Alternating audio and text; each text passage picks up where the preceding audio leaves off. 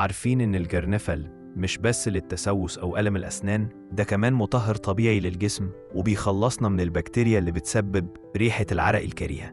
الجرنفل كمان بيقوي المناعة وبينشط الدورة الدموية وبيساعد على الهضم ويقلل الانتفاخ، غير إنه غني بمضادات الأكسدة اللي بتحمي الجسم من الأمراض. ولو حابين وصفة بسيطة تنظف الجسم وتخلي ريحتنا حلوة طول اليوم، هنغلي كوباية مية ونحط فيها 4 أو 5 حبات قرنفل ونسيبهم يتنقعوا 10 دقايق.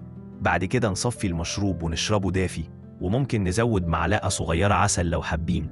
جربوا الوصفة وهتحسوا بالفرق، ريحة جسم منعشة وصحة أحسن بطريقة طبيعية.